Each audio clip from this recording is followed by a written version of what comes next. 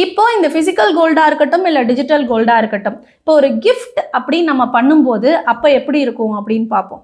First gift அப்படி நம்ம கொடுக்குறோம் அப்படின்னா உறவினர்களுக்குள்ள நம்ம வந்து தங்கத்தை கிஃப்டா கொடுக்குறோம் அப்படின்னா, இப்போ கணவன் மனைவி குழந்தைகள் அம்மா அப்பா இந்த மாதிரி எல்லாம் கிஃப்டா கொடுத்துக்கிறாங்க அப்படின்னா அதுக்கெல்லாம் டாக்ஸபிள் கிடையாது. அதெல்லாம் கிஃப்ட், அதனால டாக்ஸ் ஆகாது. அடுத்து திரும்ப உங்களுக்கு ஒரு கல்யாணம் அப்படின்னு இருக்குன்னா கல்யாணத்தன்னைக்கு தங்கம் வந்து கிஃப்டா வருது இல்லையா, அது டாக்ஸபிள் கிடையாது. இப்போ உறவினர்கள் அல்லாத ஒருத்தர் இருக்கார், ஒரு ஃப்ரெண்டா இருக்கலாம், அவரு நமக்கு ஒரு தங்கம் அப்படிங்கிற ஒரு விஷயத்த வந்து பரிசா கொடுக்குறாங்க அப்படின்னா அதோட வேல்யூ 50,000 ரூபாய்க்கு உள்ள இருந்தா அது வந்து டாக்ஸ் இல்லை.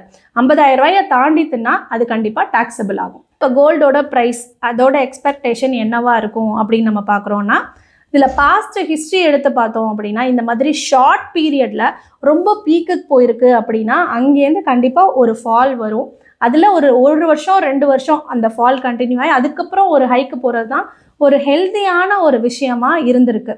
ஸோ அது நடக்காமல் இன்னும் கோல்டு ஏறிட்டே இருக்குது அப்படின்னா அங்கேருந்து ஒரு சடன் ஃபால் இருக்கிறதுக்கு வாய்ப்பு இருக்குது. ஸோ அதனால் கோல்டில் இன்வெஸ்ட் பண்ணணும் அப்படின்னு நினைக்கிறவங்க ஒரேடியாக இப்போ இருக்கிற காசை நான் போய் முதல்ல இன்வெஸ்ட் பண்ணுறேன் அப்படின்னு இல்லாமல் அது கொஞ்சம் சிஸ்டமேட்டிக் அப்ரோச்சில் இன்வெஸ்ட் பண்ணுறது ஒரு வைஸ் டிசிஷனாக இருக்கும்.